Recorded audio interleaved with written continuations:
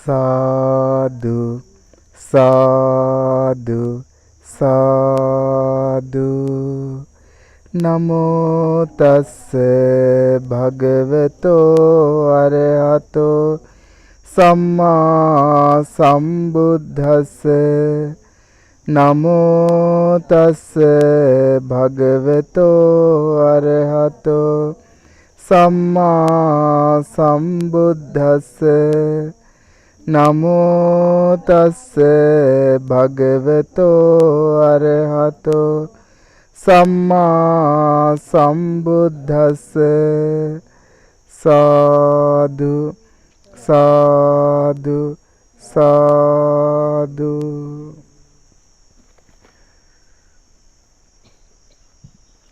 අපි අපේ හිත ගැන ගොඩාක් වෙලාවට කල්පනා කරොත් මේ හිත නිසා ගොඩාක් ප්‍රශ්න ඇති කරගෙන තියෙන මේ කාලේ වගේම අතීතෙත් බොහෝ ප්‍රශ්න ඇති කරගත්ත කට්ටිය හිටියා.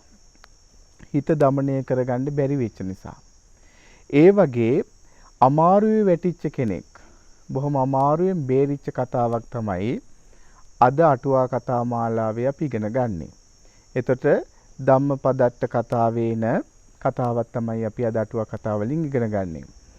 එතකොට අපි ගත්තාම මේ හිත කියන්නේ මහා පුදුම දෙයක්. මේ හිත ගොඩාක් වෙලාවට හිත නිසා කරදරේ වැටෙන කයිතිය ගොඩාක් ඉන්නවා. එතකොට අපිට මේ හිත ගැන තේරුම් ගන්න නම් බුදුරජාණන් වහන්සේගේ ධර්මයේ හොඳට දැනගෙන ඉන්න ඕනේ. එතකොට බුදුරජාණන් වහන්සේගේ ධර්මයක් දන්නේ නැති කෙනෙක්ට නම් සෑහෙන්න මේ හිත අරුබුද හදලා දෙනවා. දැන් අපි ගත්තාම මේ කාලේ වුණත් කෙනෙක්ට ජීවිතේ නැති කරගන්න පවා බලපාන්නේ තමන්ගේ සිතුවිලි රටාව. දැන් එයා හිතන ක්‍රමේ තමයි ගොඩාක් වෙලාවට එයාගේ මේ ගමන තීරණය කරන්නේ. චේතනා හම්බික්කවේ කම්මම් වදාමි කියලා බුදුරජාණන් වහන්සේ පදාලානේ නේද? හැම දෙයකට මුල් වෙන්නේ හිත. චේතනාව තමයි කර්මය වෙන්නේ. එතකොට ඒ නිසා අපි හිතන රටාව අපි හොඳට හඳුනා ගන්න ඕනේ මේ හිතේ ස්වභාවය. මේ හිතේ ස්වභාවය හඳුනා ගන්න බැරි වුණොත් අපි හිතනම් විශ්වාස කරන්නේ. එහෙනම් අපි ගොඩාක් අමාරු වෙටන කෙනෙක් බවට පත් වෙනවා. ඒ නිසා හිත නෙමෙයි අපි විශ්වාස කළ යුත්තේ බුදුරජාණන් වහන්සේ වදාළ ධර්මය. ඒ නිසා අද අපි මේ වගේ කතාවක් අහන්න යන්නේ හරි ලස්සනයි. බලන්න ගොඩාක් වෙලාවට සසර ගමනට වැටෙන්න හිටිය සසර ගමනේ බොහෝ දුර යන්න හිටිය කෙනෙක්. කල්යාණ මිත්‍රයෙක් සත්පුරුෂයෙක් ඇසුර ලැබිච්ච නිසා හිත ගැන අවබෝධ කරගන්න පුළුවන් වෙච්ච නිසා හිත দমনය කරගන්න පුළුවන් වෙච්ච නිසා එයා මේ සසර ගමන නිමා කරා.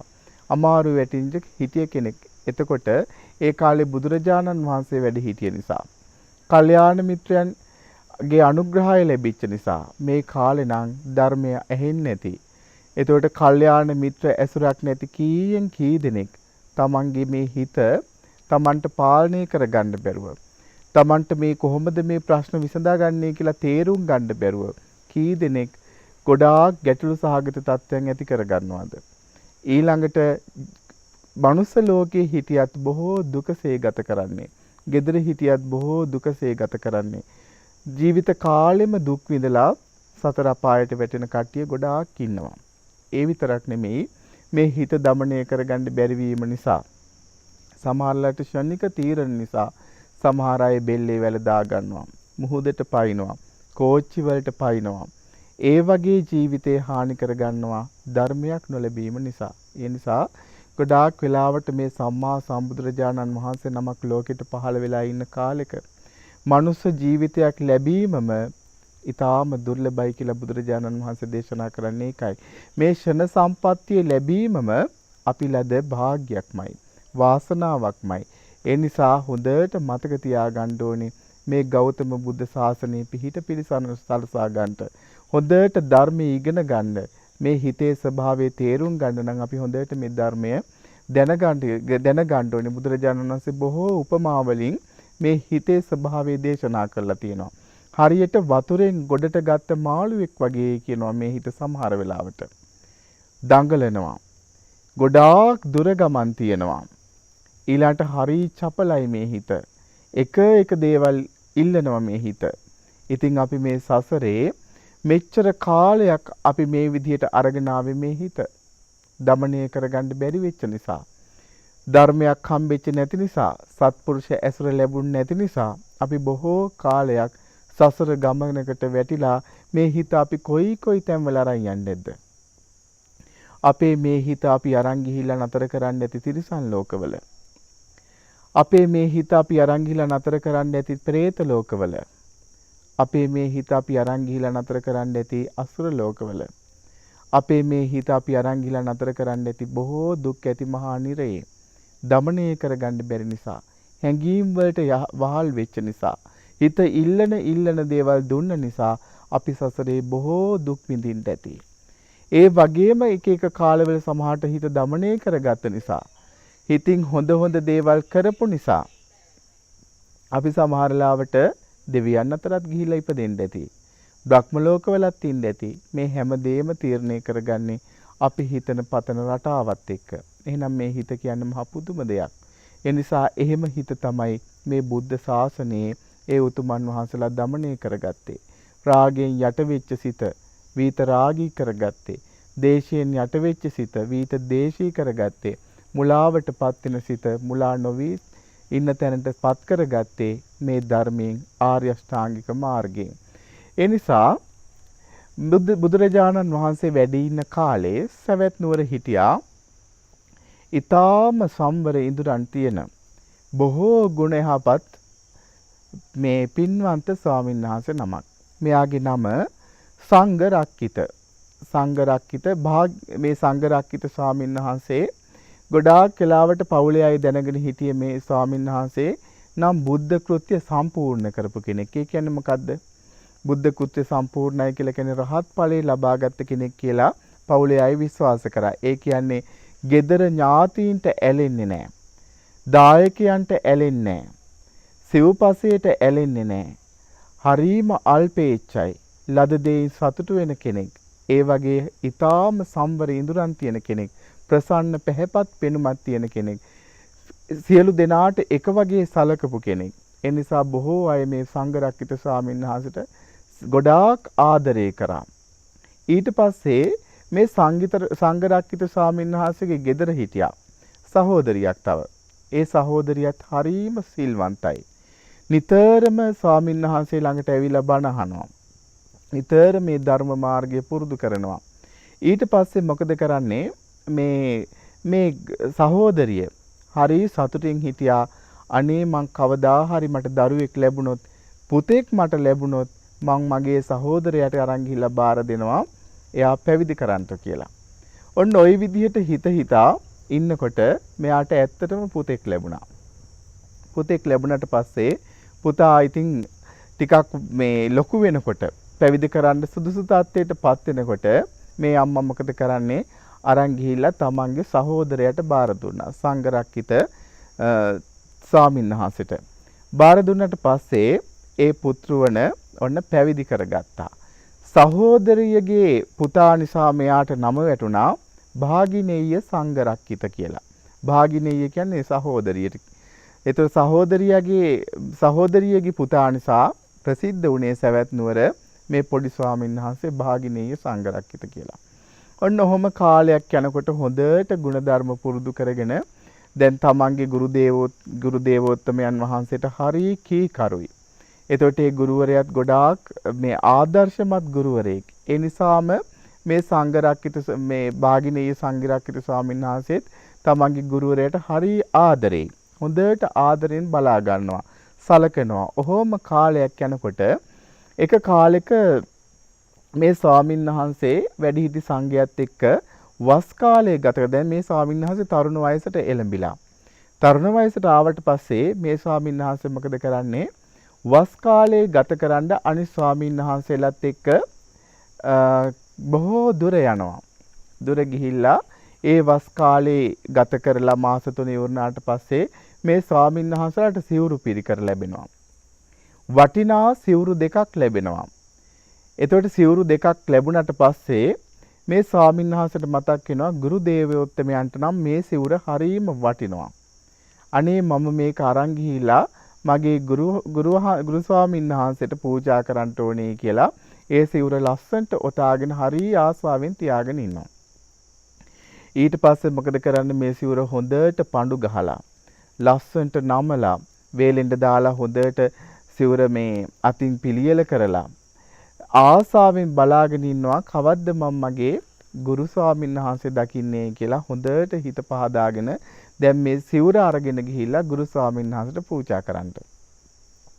එතකොට ඔහොම ගුරු ස්වාමීන් වහන්සේට සිවුර අරන් ගිහිල්ලා පූජා කරන්න ඔහොම ලෑස්ති වෙනකොට ඔන්න දැන් ඒ ස්වාමීන් වහන්සේලා චාරිකාවේ වඩින කාලය ආවා. චාරිකාව වඩින කාලය ආවට පස්සේ අර ස්වාමීන් වහන්සේ සතුටින් අර සිවුරත් අරගෙන ගුරු ස්වාමීන් වහන්සේ ඉන්න තමන් මේ වැඩහිටිය මේ ආරණ්‍යට ආයෙත් වඩිනවා. වැඩම කරලා ගුරු ස්වාමීන් වහන්සේට ඒ සිවුර පූජා කරනවා. පූජා කරනකොට ගුරු ස්වාමීන් වහන්සේට ඉතින් විශේෂයක් නැහැ. දැන් ගුරු ස්වාමීන් වහන්සේට සිවුරක් ලැබුණා කියලා ලොකු විශේෂයක් නැහැ. මොකද ඒ ස්වාමීන් වහන්සේ කිසි දෙයකට ඇලීමක් නැති කෙනෙක්. රහතන් වහන්සේ නමක්.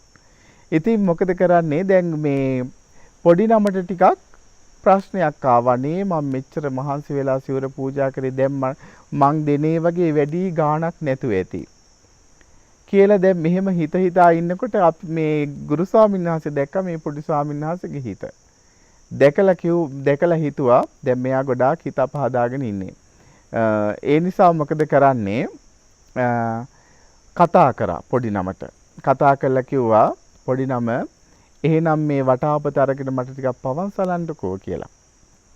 අන්න දැන් ඒ පොඩි ස්වාමීන් වහන්සේ වටාපත අරගෙන පවන් සලනවා. පවන් සලසලා ඉදි හිතනවා මෙච්චර මහන්සි වෙලා මම මෙච්චර මේ හොඳට පිළියෙල කරගෙන ආපු සිවුර කිසි ගාණක් නෑ අපේ ගුරු ස්වාමීන් වහන්සේට. දැන් මට ආදරේ නැතුව ඇති. මට දැන් මේ පැවිද්දෙන් වැඩක් නෑ. මං ඒ හින්දා මොකද කරන්නේ? මම ගෙදර යනවා. දැන් ඔන්න කල්පනා රටාව ආව විදිහ. මං දැන් ගෙදර යනවා. මං සිවුරු ඇල්ල ගෙදර යනවා. දැන් කල්පනා කරනවා. දැන් බලන්න කොයි තරම් මේ හිත දුර යනවද කියලා.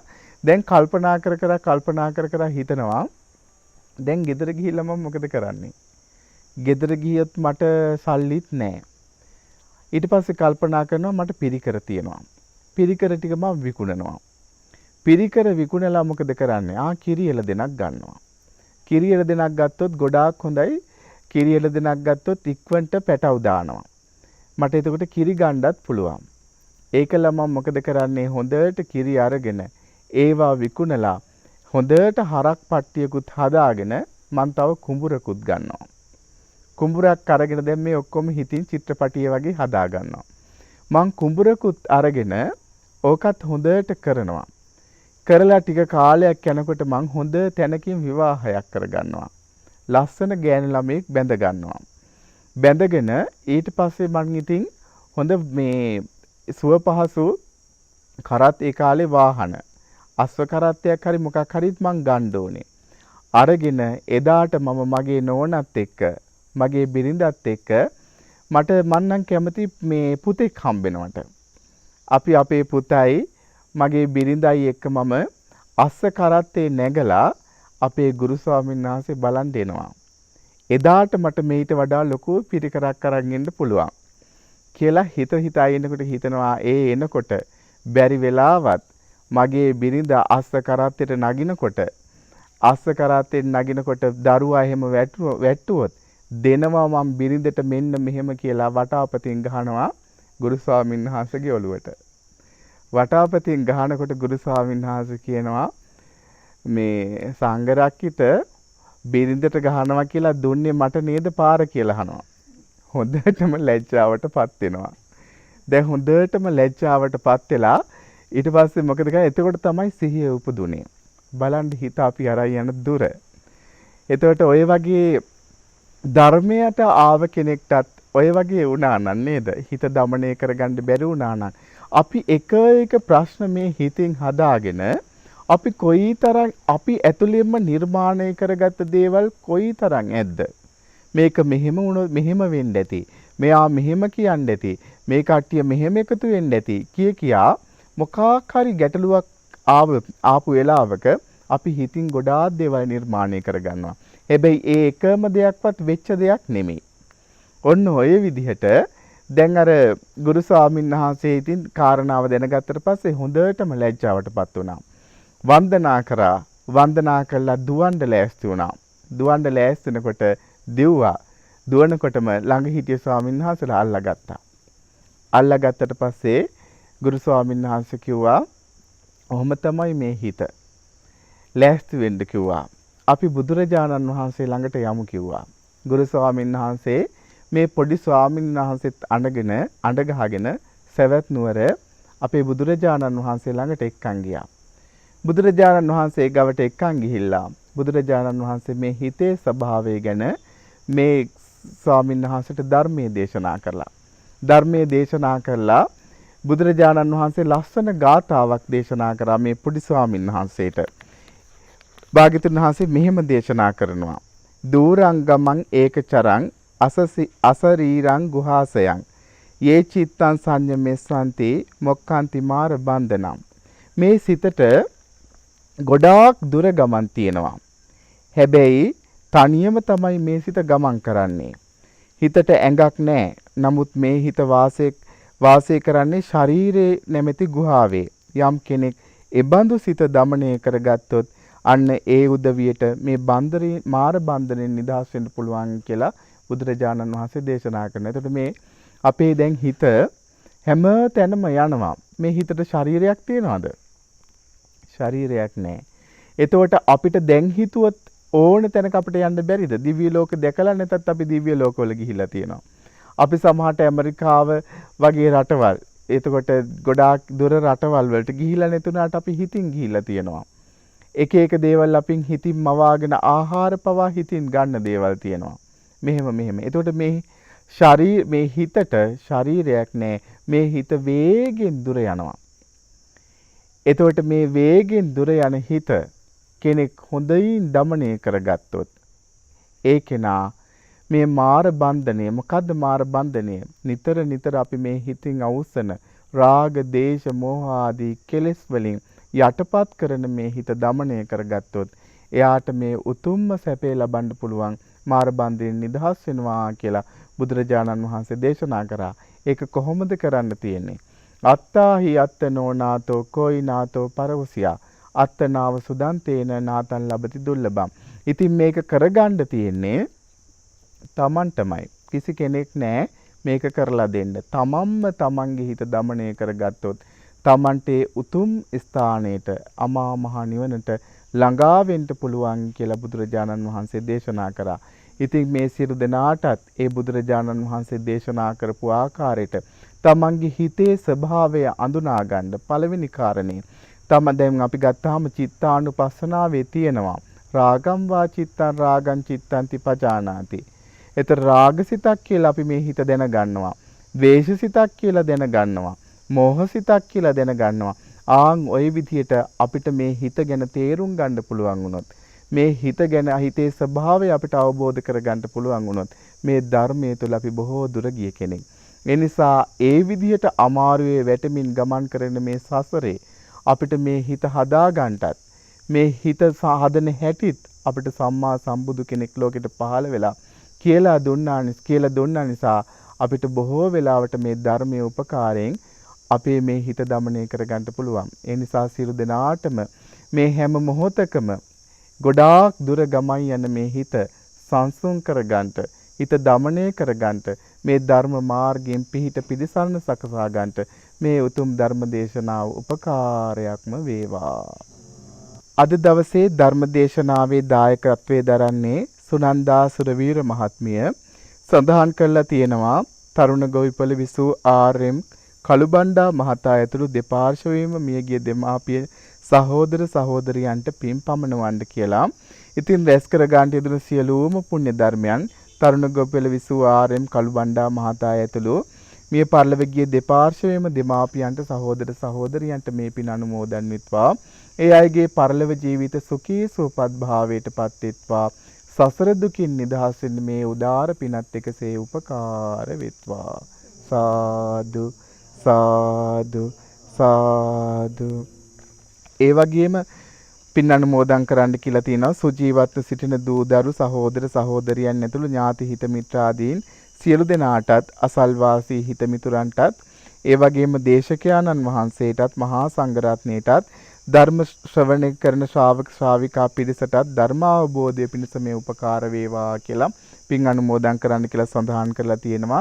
ඒ විදිහටම මේ සියලු දෙනාටම මේ ගෞතම බුද්ධ ශාසනයේ සුවසේ මුතුම් චතුරාර්ය සත්‍ය ධර්මය අවබෝධ කරගන්නට මේ රැස් කරගත්තා වූ සියලුම පුණ්‍ය ධර්මයන් එකසේ උපකාරයක්ම වේවා. සාදු සාදු සාදු. විශේෂයෙන් අද දවසේ මේ ධර්ම දේශනාවේ දායකත්වයේ දරන සුනන්දා සුරවීර මහත්මියටත් මේ ගෞතම බුද්ධ ශාසනයේ සුවසේම උතුම් චතුරාර්ය සත්‍ය ධර්මය අවබෝධ කරගෙන සසර දුකින් නිදහස් වෙන්න මේ උදාර ධර්ම දාන පින එකසේ උපකාරයක්ම වේවා කියලා ආශිර්වාද කරනවා. සාදු සාදු සාදු.